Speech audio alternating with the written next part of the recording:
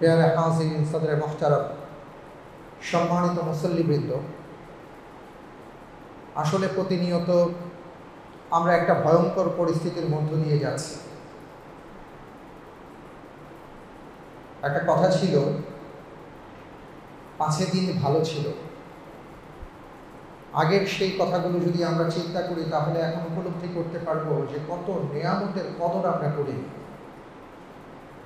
আমাদের মাঝে রব্বুল আলামিন কত নিয়ামত দান করেছেন, যেদিকে তাকাই সেদিকে শুধু নিয়ামত, কিন্তু সেই নিয়ামতগুলোকে আমরা শুধু অস্বীকার করেই চলেছি। হেলায় ফেলায় সেই নিয়ামতগুলোকে আমরা অবজ্ঞা করেছি। কিন্তু সেই নিয়ামতগুলো যখন আল্লাহ তাআলা তার কাছে নিয়ে যেতে শুরু করলেন, তখন বান্দারা বুঝতে পারলাম যে রব্বুল আলামিন কত বড় বড় নিয়ামত আমরা হারিয়ে ফেলেছি। সবচেয়ে বড় নিয়ামতের অন্যতম হচ্ছে, আজকে দেখুন, আমরা চাইলেও আমাদের মাঝে অনেক মুরব্বী আছেন, অনেক ভাই বন্ধুরা আছেন, বোনেরা আছেন, আজকে চাইলেও তারা মসজিদে এসে সালাত আদায় করতে পারছেন না।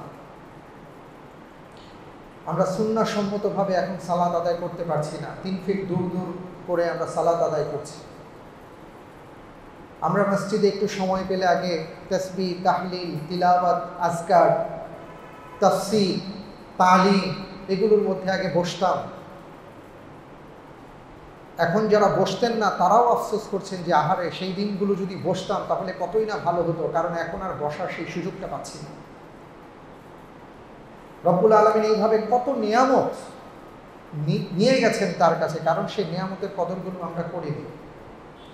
প্রতিনিয়ত শুনতে পাচ্ছি যে আমাদের আপনজনেরা আক্রান্ত হচ্ছে। যখন চায়নাতে এই ভাইরাসটা ছড়িয়ে পড়লো তখন চিন্তা করেছিলাম চায়না অনেক দূরে, আমাদের এখানে কি আসবে? আজকে দেখুন, সেই ভাইরাসের জন্য কোনো ভিসার দরকার হয় না, পাসপোর্টের দরকার হয় না, তার কোনো সীমারেখার দরকার হয় না, কোনো বন্ডিংসের কিছু নাই। সেই ভাইরাস একে একে গোটা পৃথিবীকে ছেয়ে ফেলেছে, গ্রাস করে ফেলেছে। আজকে গোটা বিশ্বের প্রত্যেকটি দেশের মধ্যেই কেউ না কেউ আক্রান্ত হচ্ছেন করোনা ভাইরাসে। আল্লাহ রাব্বুল আলামিনের ক্ষমতা কত অসীম, তিনি চাইলে কি করতে পারেন তার কিছুটা ছটা আমরা দেখতে পাচ্ছি। যেই করোনা ভাইরাসকে দূর থেকে দেখে ভেবেছিলাম এটা কি এমন হবে, অলরেডি আজকে আমাদের দেশে লাখ ছাড়িয়ে গেছে। সামনে কি শুনবো জানি না, যে আক্রান্ত হয়েছে 2000 মানুষের মতন তারা মৃত্যুবরণ করেছেন। রব্বুল আলামিনের কাছে দোয়া করি যে যারা ইন্তেকাল করেছেন, ঈমান নিয়ে গেছেন, আল্লাহ তাআলা যেন তাদেরকে মাফ করে দেন। আল্লাহুম্মা আমিন। আমাদের মাঝে, আমাদের মুসল্লি ভাইদের মধ্যেও এমন আছেন যারা আক্রান্ত হয়েছেন, অনেকেই আছেন, তাদের মধ্য থেকে কেউ কেউ দুনিয়া ছেড়ে বিদায় নিয়ে চলে গেছেন অলরেডি। গতকালকে ডাক্তার আব্দুল ওয়াহাব সাহেব, যিনি ফজরের আজানের আগে মসজিদে চলে আসতেন, আল্লাহ রাব্বুল আলামিন তাকে নিয়ে গেছেন, করোনায় আক্রান্ত হয়ে তিনি মৃত্যুবরণ করেছেন। আমরা তার জন্য দোয়া করি রব্বুল আলামিন যেন তাকে শাহাদাতের মর্যাদা প্রদান করেন। আল্লাহুম্মা আমিন।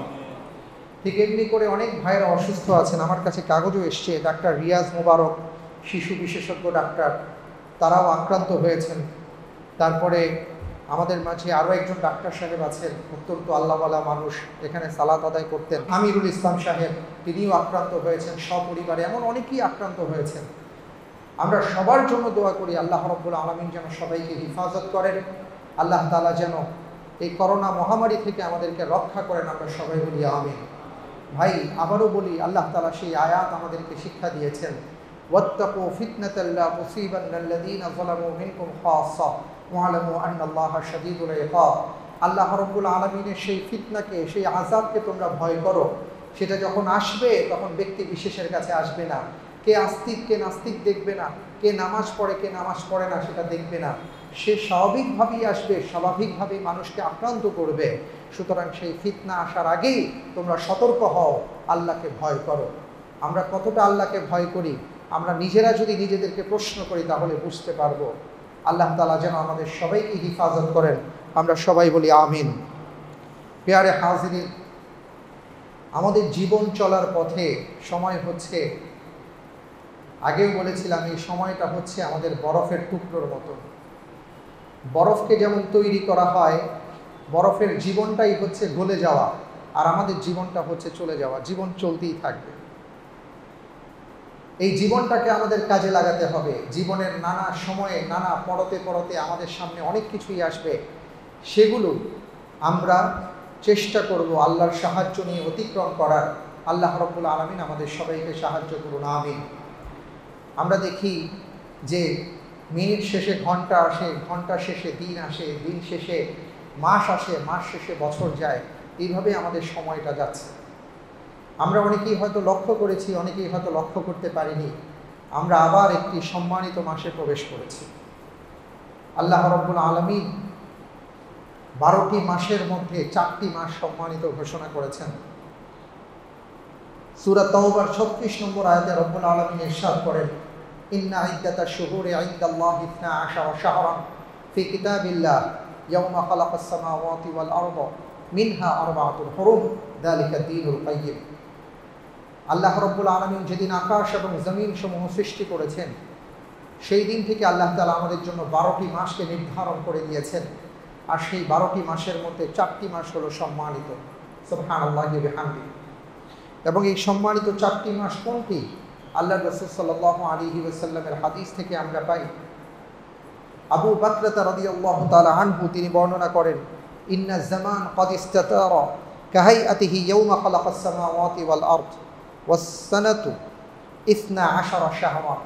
রব্বুল আলামিন আকাশ আর জমিন যেদিন থেকে সৃষ্টি করেছেন সেটা স্বাভাবিক গতিতেই চলছে। আর সেদিনই রব্বুল আলামিন নির্ধারণ করে দিয়েছেন যে আমাদের জন্য 12টি মাসে একটি বছর। মিনহা আরবাআতুন হুরুম, তার মধ্যে 4টি মাস হচ্ছে সম্মানিত। সেই 4টি মাস কি? সালাসুম মুতাওয়ালিয়াত, 3টি মাস হচ্ছে ধারাবাহিক। সেটা কি? যুল কাদা ওয়া যুল হিজ্জাহ ওয়াল মুহাররম। যিলকদ, যিলহজ, মুহাররম, এই 3টি মাস ধারাবাহিক সম্মানিত। আরেকটা হচ্ছে ওয়া রজব মুদর, মুদর গোত্র রজব মাসকে যে পালন করতো সে রজব। তাহলে এই 4টি মাস হচ্ছে সম্মানিত মাস। আল্লাহ রাব্বুল আলামিন এই 4টি মাস আমাদের জন্য সম্মানিত ঘোষণা করেছেন। এর কারণ কি? আপনারা হয়তো অনেকেই জানেন, আমরা জিলকদ মাসে প্রবেশ করেছি। আজকে আমাদের দেশে সম্ভবত 11 তারিখ, 11ই জিলকদ। ব্যাপার হয়েছে, রব্বুল আলামিন আমাদেরকে এতটা ভালোবাসেন, আমরা দেখি না যে আমাদের মা বাবা সন্তানদেরকে চোখে চোখে রাখেন। একটা কথা আছে, সন্তানকে চোখে চোখে রাখা, অর্থাৎ সন্তান যেখানেই থাকে মা বাবার চোখের সামনে যেন থাকে। এই জন্য মা বাবা মাঝে মাঝে কী করেন, সন্তান যখন হাঁটে ফিরে ঘুরে ফিরে হঠাৎ করে একটা খামোখা করে ডাক দেয়, আব্দুল্লাহ একটা ডাক দেয়। কেন? বাচ্চাটাকে অ্যাটেনশন দেয়, আমি কিন্তু তোমার দিকে খেয়াল রাখছি। চোখে চোখে রাখা, কারণ সন্তান যেন হারিয়ে না যায়, সন্তান যেন কোনো স্খলন না ঘটে, ওর যেন কোনো ক্ষতি না হয়। পৃথিবীর সমস্ত মা বাবাদের ভালোবাসা, সমস্ত মাখলুকাতের মায়েদের ভালোবাসা যদি আপনি আমি এক পাল্লায় রাখি, আল্লাহ রাসূল সাল্লাল্লাহু আলাইহি ওয়াসাল্লাম ইরশাদ করেন, সেই ভালোবাসাটা হচ্ছে এমন, মহাসমুদ্রের মাঝে সূচের অগ্রভাগ দিয়ে সূচটাকে যদি ডুবিয়ে দেওয়া হয় সমুদ্রের মাঝে, সেখানে যতটুকু পানি উঠে আসবে, আল্লাহ রাব্বুল আলামিন তার বান্দাদেরকে যতটা ভালোবাসেন, সেই ভালোবাসার তুলনায় ওই সূচের অগ্রভাগে থাকা এক ফোঁটা পানির মতন হচ্ছে পৃথিবীর সমস্ত মাখলুকাতের মা বাবার ভালোবাসা। মা বাবার ভালোবাসাকে যদি আল্লাহ তাআলা এই পরিমাণ দিয়ে থাকেন, আর এই কারণেই যদি মা বাবারা তার সন্তানকে এতটা ভালোবাসা থাকেন, তাহলে আমার আল্লাহ রাব্বুল আলামিন তার বান্দাদেরকে কতটুকু ভালোবাসতে পারেন সেটা আমরা কল্পনাও করতে পারবো না। আর সেই ভালোবাসার কিছুটা নমুনা আমরা দেখতে পাই মাঝে মাঝে, সেটা হচ্ছে ইবাদতের মাধ্যমে। যেমন আমরা কিছুদিন আগে যখন মাহে রমাদানের সিয়াম সাধনা করলাম, পুরো মাসটার মাধ্যমে আল্লাহ তাআলাকে স্মরণ করেছি, আমরা নতুন করে ঈমান দীপ্ত হয়েছি।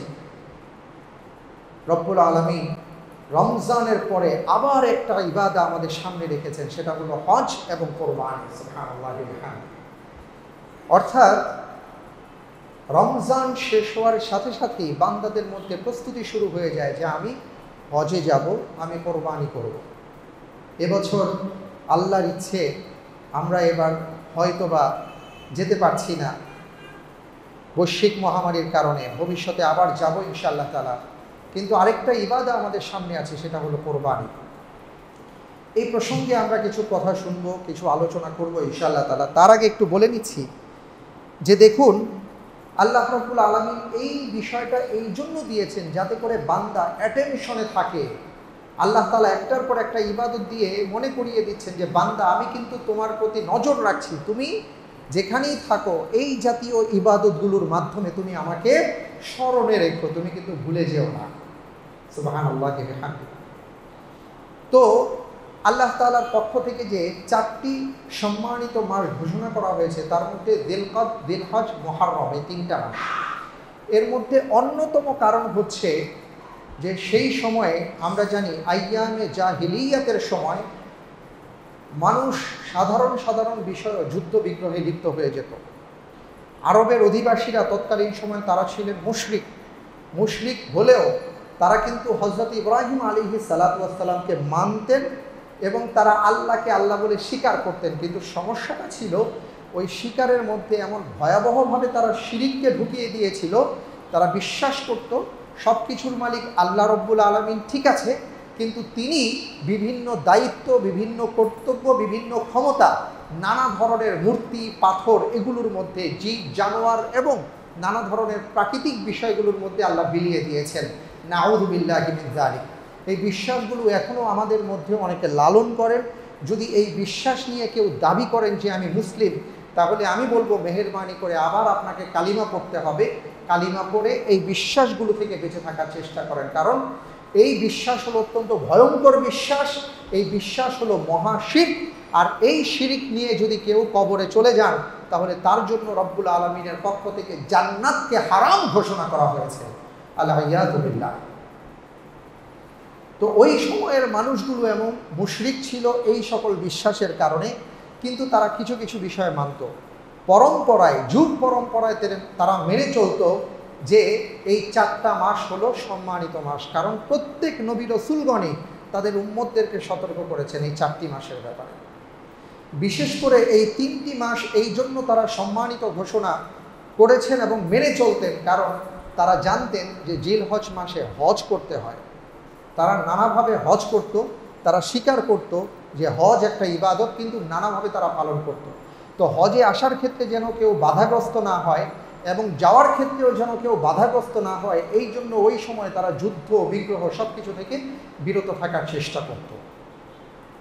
এই যে পরম্পরা এসছে, এটা পরবর্তীতে মুসলিম বিশ্ব এবং মুসলমানগণও তারা মেনে চলেছেন। আল্লাহর রাসূল সাল্লাল্লাহু আলাইহি ওয়াসাল্লামও বলেছেন যে এই 4টি মাস হলো সম্মানিত মাস। এই মাসে তোমাদের উপর কেউ যদি আক্রমণ না করে, তোমাদেরকে কেউ যদি আঘাত না করে, তাহলে তোমরা পাল্টা আঘাত কারো প্রতি করবে না। তো সেই 4টি মাস আমাদের মাঝে আসছে, 3টি মাস ধারাবাহিকভাবে। এই মাসে আমাদের কিছু করণীয় আছে, কিছু বর্জনীয় আছে। এই ব্যাপারগুলো আমরা জানার চেষ্টা করব। আসলে একটু কোরআনে কারীমের আলোকে আমরা জানার এবং বোঝার চেষ্টা করি। এর মধ্যে একটা হচ্ছে যে আমরা যদি দেখি, আল্লাহ রাব্বুল আলামিন ইরশাদ করেন, ইয়াসআলুনাকা আনিশ শাহরিল হারামি কিতালুন ফীহি কুল কিতালুন ফীহি কাবীর। সূরা বাকারার মধ্যে আপনি আয়াতটা পাবেন যে তারা আপনাকে জিজ্ঞেস করবে, হে মুহাম্মদ সাল্লাল্লাহু আলাইহি ওয়াসাল্লাম, হারাম মাস সম্পর্কে, যে হারাম মাসে কি যুদ্ধ বিগ্রহ করা যায়, তারা আপনাকে জিজ্ঞেস করবে। আপনি বলে দিন, কুল কিতালুন ফীহি কাবীর, হ্যাঁ, এই মাসে যুদ্ধ বিগ্রহ করা অত্যন্ত গর্হিত অপরাধ। এবং শুধু তাই নয়, ওয়াসাদ্দুন আন সাবিলিল্লাহ, শুধু যুদ্ধ বিগ্রহ নয়, পাশাপাশি আল্লাহর রাস্তায় যেতে বাধা দেওয়া, এটাও একটা গর্হিত অপরাধ। ওয়া কুফরুম বিহি, আল্লাহ তাআলাকে অস্বীকার করা, এটাও একটা গর্হিত অপরাধ। ওয়াল মসজিদিল হারাম, তোমরা যে আল্লাহর ঘরে মসজিদে হারামে মানুষদেরকে যেতে দিচ্ছ না, বাধা দিচ্ছ, এটা একটা গর্হিত অপরাধ। ওয়া ইখরাজু আহলিহি মিনহু আকবার, এবং ঈমানের কারণে, ইসলামের কারণে একটা মানুষ তার জীবনযাপনে সৎ আর সততার সাথে চলবে, ঈমানের সাথে চলবে, এটার জন্য তার ঘর থেকে, বাড়ি থেকে, তার এলাকা থেকে তুমি তাকে তাড়িয়ে দিচ্ছ, এটা এর চাইতেও বড় অপরাধ। ওয়াল ফিতনাতু আকবারু মিনাল কতল, এবং জেনে রাখো ফিতনা হচ্ছে হত্যার চাইতে ভয়াবহ অপরাধ। ফিতনা কাকে বলে? ফিতনা বলা হচ্ছে, এখানে যেই ফিতনা বলা হয়েছে সেটা হলো মহাশিরক। শিরককে আল্লাহ তাআলা ফিতনা বলে আখ্যায়িত করেছেন এই আয়াতের যে তাফসীর আসে। তাহলে এখানে পেয়ারে হাজিরিন আমরা 6টা বিষয় পাচ্ছি। একটা হচ্ছে যুদ্ধ বিগ্রহ, মারামারি, হানাহানি, ঝগড়া ফাসাদ এই মাসগুলোতে করা যায় না। আরেকটা হচ্ছে আল্লাহর ঘরে যেতে কাউকে বাধা দেয়া যায় না। আল্লাহকে অস্বীকার করা এটা তো প্রশ্নই আসে না। এরপরে কাউকে সৎ এবং সততার জীবন যাপনের কারণে, আল্লাহমুখী হওয়ার কারণে, ইসলামের অনুশাসন মেনে চলার কারণে তার অবস্থান থেকে তাকে সরিয়ে দেয়া, এটা একটা ভয়ঙ্কর অপরাধ বলে আল্লাহ তাআলা উল্লেখ করেছেন। আর সবশেষে আমরা জানতে পেরেছি ফিতনার কথা বলা হয়েছে, যে ফিতনার অন্যতম হচ্ছে শিরক করা। শিরক একটা ভয়াবহ অপরাধ, এই অপরাধ থেকে আমাদেরকে বেঁচে থাকতে বলা হয়েছে। মোটামুটি এই আয়াত থেকে আমরা যেটা পাচ্ছি যে মাসগুলো আল্লাহ রাব্বুল আলামিনের পক্ষ থেকে সম্মানিত ঘোষণা করা হয়েছে, এই মাসের ব্যাপারে আমাদের অত্যন্ত সজাগ থাকতে হবে, সচেতন থাকতে হবে। এই মাসগুলোর প্রতি যেন আমরা অসম্মান না করি সেদিকে আমাদেরকে লক্ষ্য রাখতে হবে। কারণ এই মাসে আপনি যদি সওয়াবের কাজ করেন সেটা যেন আপনার জন্য যেমন কল্যাণকর, ঠিক এমনি করে যদি কোনো অপরাধমূলক কাজ করেন, ইমাম জাসসাস রাহিমাহুল্লাহ বলেন এই মাসে অপরাধ করলে, ভালো কাজ করলে যেমন সওয়াব, ঠিক মন্দ কাজ করলে সেই পরিমাণও গুনাহ হবে। কারণ আমরা আল্লাহ রাব্বুল আলামিনের নির্দেশকে উপেক্ষা করার চেষ্টা করছি এই কারণে। সুতরাং আমরা চেষ্টা করব আমাদের জীবনটাকে, আমাদের যাপিত জীবনকে সুন্দর করার জন্য এই মাসে সজাগ থাকবো, পাশাপাশি সামনের দিনগুলোতে যেন আমরা ভালোভাবে চলতে পারি। আল্লাহ তাআলার কাছে আমরা সেই কামনা করব এবং সেইভাবে চলার চেষ্টা করব। আল্লাহ তাআলা আমাদের সবাইকে সেই তৌফিক দান করেন, আমরা সবাই বলি আমিন। কারণ ওই আয়াতে কারিমা সূরা বাকারার এই আয়াতের শেষে আল্লাহ তাআলা বলেছেন, ফালা তাজলিমু ফীহিন্না আনফুসাকুম, তোমরা তোমাদের উপর জুলুম করো না। আমরা আজকে নিজেরা নিজেদের উপর অনেকভাবে জুলুম করি। সেই জুলুম করতে গিয়ে এমন অবস্থা হয় আমরা নিজেরাও বুঝি না যে আমরা আমাদের উপর জুলুম করছি। আমরা প্রত্যেক দিন নামাজের মধ্যে আল্লাহর কাছে দোয়া করি, রব্বি ইন্নী যালামতু নাফসি যুলমান কাসীরা, তাই না? দোয়া মাসুরাতে আমরা পড়ি, সেখানে কি বলি? রব্বি ইন্নী যালামতু নাফসি যুলমান কাসীরা, রব্বুল আলামিন আমি তো আমার উপর অত্যন্ত ভয়াবহ জুলুম করেছি। আল্লাহ তাআলা এই আয়াতে বলেছেন, ফালা তাজলিমু ফীহিন্না আনফুসাকুম, এই মাসগুলোতে তোমরা তোমাদের উপর জুলুম করো না। আমরা আমাদের উপর কিভাবে জুলুম করছি? এর সবচাইতে বড় জুলুম হচ্ছে এটাই যে আল্লাহ তাআলা আমাদেরকে যে নির্দেশ দিয়েছেন, আল্লাহর রাসূল সাল্লাল্লাহু আলাইহি ওয়াসাল্লাম আমাদেরকে যে নির্দেশনা দিয়েছেন, সেই নির্দেশনা উপেক্ষা করে চলাটাই হচ্ছে বড় ধরনের জুলম। এবং সেই সাথে আরও বড় ধরনের জুলুম কি, সেখান থেকে নিয়ে আমরা যদি একটু চিন্তা করি একের পর এক, তাহলে দেখা যাবে যে আমরা সবাই যার যার অবস্থান থেকে অন্যের উপর, নিজের উপর জুলুমে লিপ্ত আছি। যদি আমরা বাঁচার চেষ্টা না করি তাহলে আমাদের কঠিন অবস্থা হবে, কঠিনভাবে আমাদেরকে জবাবদিহি করতে হবে। এই করোনাকালীন সময়ে যখন পত্রপত্রিকায় আর নিউজে পাই যে 14-15-20টা হসপিটাল ঘুরে এসে একজন রোগী যখন শ্বাস নিঃশ্বাস নিতে না পারার কারণে অ্যাম্বুলেন্সে পড়েই হসপিটালের সামনে মৃত্যুবরণ করছেন, অথবা হসপিটালের দোরগোড়ায় মৃত্যুবরণ করছেন, এটা তখন আমাদের কষ্ট লাগে এই কথা ভেবে যে আহারে, যাদের দায়িত্ব ছিল, যাদের কর্তব্য ছিল, তারা কি ঠিক মতন দায়িত্ব পালন করেছেন নাকি করেননি? যদি দায়িত্ব পালন করার পরও এই ঘটনা ঘটে, ইনশাআল্লাহ তিনি ক্ষমা পেয়ে যাবেন। আর যদি তিনি তার দায়িত্বে অবহেলা করেন তাহলে তিনি তার উপর জুলুম করলেন, কারণ এই জুলুমের কারণে তাকে জাহান্নামের আগুনে জ্বলতে হবে। ঠিক এমনি করে যখন দেখি যে একজন ড্রাইভার ঠিক মতন গাড়ি না চালানোর কারণে একজন সাধারণ মানুষের উপর গাড়িটাকে হাঁকিয়ে দিচ্ছেন, ওই মানুষটা মুহূর্তের মধ্যে মৃত্যুবরণ করলেন, তার জীবন প্রদীপ নিভে গেল, তিনি আল্লাহর কাছে চলে গেলেন। কিন্তু ওই লোকটি অ্যাক্সিডেন্টের মাধ্যমে যে জুলুম করলো, এখানে যদি তার অপরাধ থেকে থাকে তাহলে তাকে কঠিনভাবে আল্লাহর কাছে জবাবদিহি করতে হবে। অতি সম্প্রতি আমরা জানি যে গত 29 তারিখে লঞ্চ দুর্ঘটনা হয়েছে। মাত্র 30 সেকেন্ডের ব্যবধানে 34টা মানুষ মৃত্যুর সুধা পান করেছেন 30 সেকেন্ডের ব্যবধানে। এখানে কার গাফলতি ছিল? যদি এখানে গাফলতি কারো থেকে থাকে তাহলে তিনি তার উপর যেমন জুলুম করেছেন, সমাজের উপর জুলুম তো করেছেনই, এটার জন্য তাদেরকে কঠিনভাবে জবাবদিহি করতে হবে। এরপরে যেই কথাটা থেকে যায় সেটা হলো, তাদেরকে দেখার জন্য যারা দায়িত্বপ্রাপ্ত তারাও যদি এই দায়িত্বে অবহেলা করেন তাহলে আল্লাহর কাছে তারাও জালিম হিসেবে আখ্যায়িত হবে। ইন্নাল্লাহা ইয়া'মুরুকুম আন তু'আদ্দুল আমানাতি ইলা আহলিহা।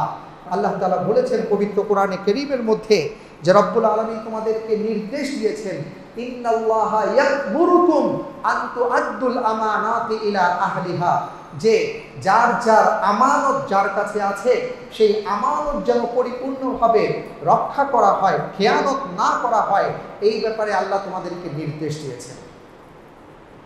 যদি সেই আমানতের খেয়ানত কেউ করেন তাহলে আল্লাহর কাছে তাকে কঠিনভাবে জবাবদিহি করতে হবে।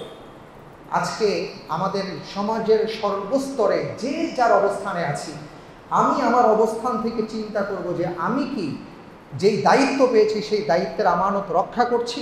যদি আমি আমার দায়িত্ব পালন না করে থাকি তাহলে আমানতের খেয়ানতকারী হিসাবে আল্লাহর কাছে আমাকে জবাবদিহি করতে হবে। হযরত ওমর ফারুক রাদিয়াল্লাহু তাআলা আনহুর সেই ঐতিহাসিক উক্তি কি আপনাদের মনে আছে? তিনি যখন বুড়ির সেই তাঁবুতে যাওয়ার জন্য কাঁধের মাঝে আটার বস্তা নিচ্ছিলেন, তার গোলাম যখন বলছিলেন যে আপনি এটা কি করছেন, আপনি একজন আমিরুল মুমিনিন, আপনি নিজের কাঁধে বোঝা বহন করে চলেছেন, আপনি আমাকে দেন। তিনি বলেছিলেন, কিয়ামতের ময়দানে আল্লাহ রাব্বুল আলামিন যদি আমাকে জিজ্ঞেস করেন, ওমর তোমার অঞ্চলে তোমার শাসিত এলাকায় একজন মানুষ না খেয়েছিল, তুমি কি তার খবর নিয়েছিলে? সেই দিন যদি আমি জবাব দিতে না পারি, সেই দিন যদি এটার জন্য আল্লাহ তাআলা আমাকে ধরেন, তার দায়িত্ব কি তুমি গ্রহণ করবে? যদি তুমি গ্রহণ করো তাহলে তুমি বোঝা বহন করো। আমি জানি যে তুমি সেই দায়িত্ব বহন করতে পারবে না, সুতরাং যেহেতু দায়িত্ব আমার, এই জন্য আমি সেটাকে বহন করে নিয়ে যাচ্ছি। এবং তিনি বলেছিলেন, আমার এই বিস্তৃত অঞ্চল ফোরাত তীর পর্যন্ত চলে গেছে, ফোরাতের তীরেও যদি কোনো কুকুর না খেয়ে মারা যায়, আল্লাহর দরবারে এই ওমরকে জবাবদিহি করতে হবে। আল্লাহু আকবার। সেই খলিফাতুল মুসলিমিন ওমর ইবনুল খাত্তাব রাদিয়াল্লাহু তাআলা আনহুর অনুযায়ী আমাদেরকে চিন্তা করতে হবে, আমরা সেই মুসলমান যারা তাদের দায়িত্বের ব্যাপারে পূর্ণ ওয়াকিবহাল ছিলেন, তারা তাদের দায়িত্ব পূর্ণাঙ্গ রূপে পালন করার চেষ্টা করেছেন। আমরা আজকে যেদিকে তাকাই সেদিকেই দেখতে পাচ্ছি যে আমরা দায়িত্বে অবহেলা করছি। আপনি মাস্ক থেকে শুরু করে নিয়ে, হসপিটালের পর্দা থেকে শুরু করে নিয়ে, আপনি যেদিকে তাকান, রোড অ্যাক্সিডেন্ট বলেন, লঞ্চ অ্যাক্সিডেন্ট বলেন, ট্রেন অ্যাক্সিডেন্ট বলেন, আপনি যেদিকে তাকান সেদিকে শুধু দেখা যাচ্ছে যে দুর্নীতি, দুর্নীতি, দুর্নীতি আর দায়িত্বে অবহেলা। এর কারণ কি? এর কারণ হচ্ছে আমরা যেন আখিরাতের কথা ভুলে গেছি। আমরা যেন এখনো ভুলে গেছি যে করোনা তাদেরকে আক্রান্ত করেছে, আমাদেরকে আক্রান্ত করবে না। না, যে কেউ আক্রান্ত হতে পারেন, যে কেউ যে কোনো মুহূর্তে মৃত্যুর কোলে ঢলে পড়তে পারেন। আজকে আমরা যেই দায়িত্ব অবহেলা করে যেভাবে আমরা এগিয়ে চলেছি, অথবা আমরা যদি মানুষের আহরিত সম্পদ গ্রাস করে আত্মসাৎ করে নিজেরা সম্পদের পাহাড় গড়ি, মনে রাখতে হবে এই সম্পদ নিয়ে আমি কবরে যেতে পারবো না, আমি কিচ্ছু নিয়ে যেতে পারবো না, সাদা কাফনের কাপড় পরে যেতে হবে। আমি যেই জমিনে শুয়ে থাকবো সেই জমিনটা পর্যন্ত আমার হবে না। সরকারি কোনো জায়গায় হয়তো মাত্র এই 3 হাত জায়গা আমার জন্য বরাদ্দ করা হবে, সেই জায়গায় আমাকে শুয়ে থাকতে হবে। তাহলে কেন আমরা এই অবস্থার মধ্যে পড়ে আছি? পত্রপত্রিকায় এসছে যে গত 14 বছরে 535টা লঞ্চ দুর্ঘটনা হয়েছে, যেখানে 6000-এর বেশি মানুষ মারা গেছে, এবং অধিকাংশ ক্ষেত্রেই দেখা গেছে যে এখানে তেমন কোনো বিচার হয়নি। এটা পত্রপত্রিকার দাবি। ব্যাপারটা হয়েছে যে আমরা যদি আমাদের দায়িত্বে অবহেলা করি তাহলে রাসূল সাল্লাল্লাহু আলাইহি ওয়াসাল্লাম আমাদেরকে কঠিনভাবে যে কথাটা বলেছেন সেটা আমাদের স্মরণে রাখতে হবে। যদি আমরা ইমানদার দাবি করে থাকি, যদি মুসলিম দাবি করে থাকি, আলা কুল্লুকুম রাইন ওয়া কুল্লুকুম মাসউলুন আন রাইয়াতিহি, আল্লাহর রাসূল সাল্লাল্লাহু আলাইহি ওয়াসাল্লাম বলেছেন, শোনো তোমরা সবাই হলো রাখালের মতন, আল্লাহ তাআলা প্রত্যেকটা মানুষকে দায়িত্ব দিয়েছেন।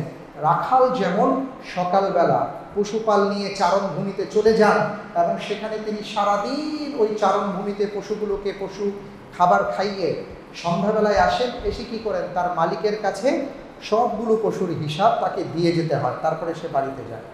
ঠিক এমনি করে আল্লাহ তাআলা দুনিয়াতে আমাদেরকে পাঠিয়েছেন এবং প্রত্যেককে আল্লাহ তাআলা দায়িত্ব দিয়েছেন। সেই দায়িত্ব আপনি বাবা, আপনি সন্তান, অথবা আপনার সন্তান আছে, আপনি ভাই, আপনি অফিসের বস, আপনি ফ্যাক্টরির মালিক, আপনার কলকারখানা আছে, আপনি দায়িত্বশীল, আপনি হয়তো প্রশাসন কর্মকর্তা, অথবা আপনি গার্ডিয়ান, আপনি এলাকার গার্ডিয়ান, এইভাবে আপনাকে দায়িত্ব দেওয়া হয়েছে। প্রত্যেকেই প্রত্যেকের দায়িত্ব সম্পর্কে জিজ্ঞাসিত হতে হবে। এই জন্য আমরা আল্লাহর কাছে দোয়া করি যে যেই দায়িত্ব পেয়েছি আমরা যেন সবাই যথাযথভাবে সেই দায়িত্ব পালন করতে পারি। ইনশাআল্লাহ আশা করা যায় এর মাধ্যমে আমাদের সমাজ, আমাদের রাষ্ট্র সুন্দর হবে, একটা সুন্দর ভবিষ্যতের দিকে আমরা এগিয়ে যেতে পারবো। আল্লাহ তাআলা আমাদের সবাইকে সেই তৌফিক দান করুন, আল্লাহুম্মা আমিন। পরিশেষে আমি আরেকটা বিষয়ে আপনাদের দৃষ্টি আকর্ষণ করছি, সেটা হলো আমার অনেক ভাই, অনেক মুসল্লি ভাইরা আমাকে এই সপ্তাহে ফোন দিয়েছেন। সেটা হলো করোনাকালীন সময়ে আমরা কি কোরবানি করব বা কোরবানির কী হবে। যদিও কোরবানি আসতে আরও দেরি আছে, মাসখানিকের মতন সময় আছে, কিন্তু যেহেতু ডিসিশনের ব্যাপার আছে এই জন্য আমি আপনাদেরকে ছোট্ট করে দু চারটি কথা বলে দিতে চাই। সেটা হলো, দেখুন, কোরবানি হচ্ছে একটা ইবাদত, আল্লাহর পক্ষ থেকে একটা ইবাদত আমাদের জন্য নির্ধারণ করে দেওয়া হয়েছে, একটা ওয়াজিব ইবাদত। এবং রাসূল করিম সাল্লাল্লাহু আলাইহি ওয়াসাল্লাম বলেন, কোরবানির দিন, ঈদুল আযহার দিন আল্লাহর কাছে কোরবানির চাইতে আর প্রিয় কোনো আমল নেই। এবং কোরবানির মাধ্যমে যেটা হয় যে আপনি আপনার সম্পদ, অর্জিত সম্পদ থেকে আল্লাহর রাস্তায় দান করছেন, আর আল্লাহ তাআলা সেটা দেখছেন আর বলছেন, লা ইয়ানালুল্লাহু লুহুমুহা ওয়ালা দিমাউহা ওয়ালাকিন ইয়ানালুহুত তাকওয়া মিনকুম, যে তুমি কত টাকা দামের পশু দিয়েছো, কয় মণ গোশত আর কয় মণ রক্ত হয়েছে, কতটুকু হাড় হয়েছে, এটা আল্লাহ তাআলা দেখছেন। আল্লাহ তাআলা দেখছেন তোমার মনের তাকওয়া, তুমি কতটুকু তাকওয়া অর্জন করে আল্লাহর সন্তুষ্টির জন্য আল্লাহকে ভয় করে কোরবানি দিচ্ছ। এবং এই তাকওয়াটা আল্লাহর কাছে পৌঁছানোর জন্য কোরবানির দিন আমরা কোরবানি করবো ইনশাআল্লাহ তাআলা। কিন্তু প্রশ্ন হলো যে এই করোনাকালীন সময়ে আমরা কিভাবে কি করতে পারি, অনেকেই জিজ্ঞেস করেছেন। এই ক্ষেত্রে আমি কয়েকটা কথা বলি। প্রথমত, আপনি এটা নিয়ত করে রাখেন ইনশাআল্লাহ তাআলা আপনি কোরবানি করবেন, এটা হলো প্রথম কথা। কারণ এই কোরবানির মাধ্যমে আমাদের আর্থ সামাজিক অর্থনৈতিক পাশাপাশি আমাদের সমাজের মানুষের ইবাদত তো আছেই, এগুলোরও অনেক ধরনের উপকার হয়। আপনারা নিশ্চয়ই জানেন যে সমাজের এমন একটা স্তর আছে, এমন কিছু মানুষ আছে যারা গরুর গোশত খেতে পারে বা খাসির গোশত খেতে পারে বছরে ওই একটা সময়ের জন্য, সেটা হলো কোরবানির দিন। যারা কোরবানি দেওয়ার তৌফিক পেয়েছেন তারা সেখান থেকে যে গোশতটা গরিবের জন্য, দুস্থ মানুষকে দিয়ে থাকেন, সেখান থেকে তারা গোশত পেয়ে সেটাই তারা রান্না করে খেতে পারেন। এটা অনেক বড় একটা ব্যাপার, এর মাধ্যমে আরেকজনের রিজিকের ব্যবস্থা করা হয়। এই জন্য আমরা ইনশাল্লাহ কোরবানি দিব। এখন কিভাবে দিব এটা হলো কথা। যদি আমাদের মনে হয় যে একটা গরু কোরবানি দিতে গেলে অনেকগুলো মানুষের সম্মিলন হবে, করোনার একটা সমস্যা হতে পারে, ব্যাপারটা হয়েছে কি, এখানে আমরা নানা দিকে যখন তাকাই, যে আমরা অনেক সময় ব্যাংকে যাই, আমাদের ব্যাংকে যেতে দরকার হয়, তখন কিন্তু আমরা এই ডিস্টেন্সের কথা আমরা খেয়াল রাখতে পারি না। ব্যাংকগুলোর যে দৃশ্য আমরা দেখি, যখন আমরা হাট বাজারে যাই তখন কিন্তু এমন একটা পরিস্থিতি তৈরি হয়। কিন্তু তারপরেও কথা থাকবে যে আপনি যদি মনে করেন যে করোনায় আক্রান্ত হওয়ার সম্ভাবনা আছে, তাহলে এই কোরবানিটাকে আপনি সীমিত করতে পারেন। সেই সীমিতটা কি, আপনি যদি গরু কোরবানি না দিয়ে আপনি খাসি কোরবানি দেন, তাহলে আপনার এখানে ব্যাপারটা অনেকটা সীমিত হতে পারে।